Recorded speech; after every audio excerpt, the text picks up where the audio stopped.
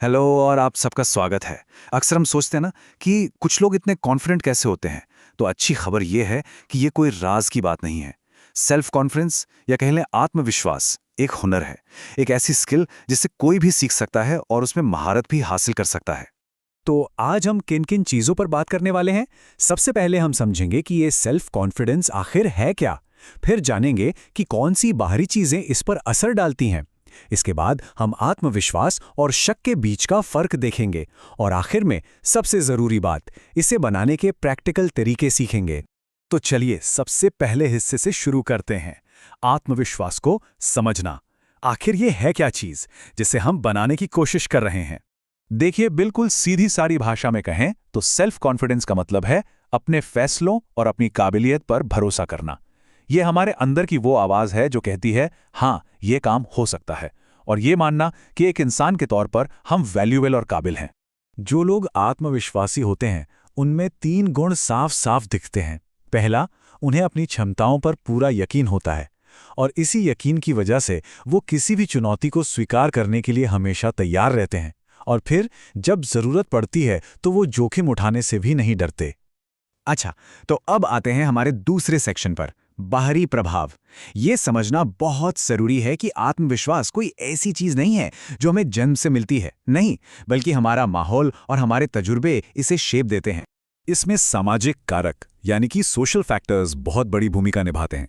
जरा सोचिए, बचपन में मिली कोई तारीफ या कोई आलोचना, हमारा परिवार, हमारे दोस्त, हमारे टीचर्स, ये सब हमारे आत्मविश्वास की नींव रखते हैं। उनकी राय का हम पर बहुत गहरा और लंबे समय तक असर रह सकता है। और बिल्कुल इसी तरह कल्चरल फैक्टर्स भी होते हैं। मतलब हम जिस समाज या समुदाय में बड़े होते हैं, वहाँ की जो मान्यताएं हैं, जो तौर तरीके हैं, वो हमारे विकास और हमारे बर्ताव पर असर डालते हैं, जिससे हमारी खुद के बारे में सोच बनती है। और फिर आते हैं शारीरिक कारक। देखिए, एक सेहतमंद शरीर और दिमाग तो यकीनन जरूरी हैं, लेकिन कई बार मीडिया में जो सुंदरता की एक अवास्तविक मतलब अनरियलिस्टिक इमेज दिखाई जाती है ना, उस पर बहुत ज्यादा जोर देने से आत्मविश्वास पर उल्टा और बुरा असर भी पड़ सकता है।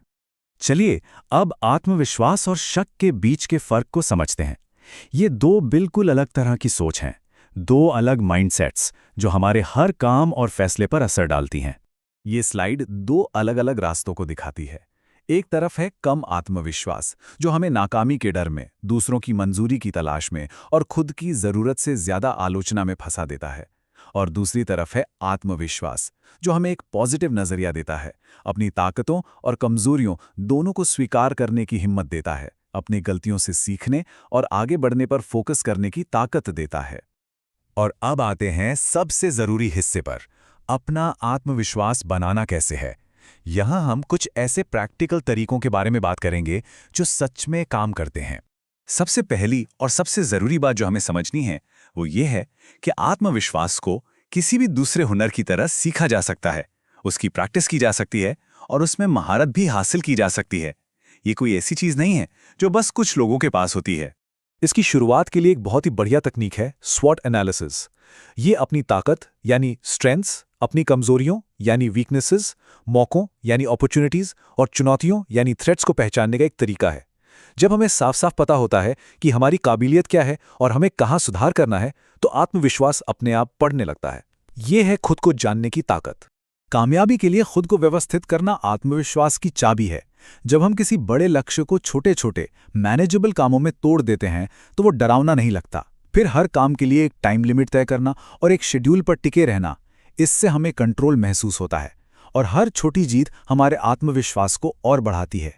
और भी कुछ जरूरी तरीके हैं। अपनी बात पर दृढ़ रहें, अपनी सोच पर विश्वास रखें, पहला कदम उठाएं और तजुर्बा हासिल करें, प्रैक्टिस करते रहें। अपने आसपास पॉजिटिव लोगों को रखें, अपना ख्याल रखें और याद रखें, जब हम तैयारी करते हैं, मेहनत करते हैं, तो आत्मविश्वास अपने आप बढ़ता है। तो आखिर वो कौन सा एक ऐसा हुनर है जिसमें महारत हासिल करने के बाद जिंदगी में सब कुछ बेहतर के लिए बदल जाएगा? बैरी डेवनपोर्ट ने कहा था, आत्मविश्वास को किसी भी दूसरे कौशल की तरह सीखा जा सकता है, उसका अभ्यास किया जा सकता है और उसमें महारत हासिल की जा सकती है। एक बार जब आप इसमें महारत हासिल कर लेते हैं तो आपके जीवन में सब कुछ बेहतर के लिए बदल जाएगा। और सच कहूं तो यही आज की हमारी पूरी बातचीत का सार है।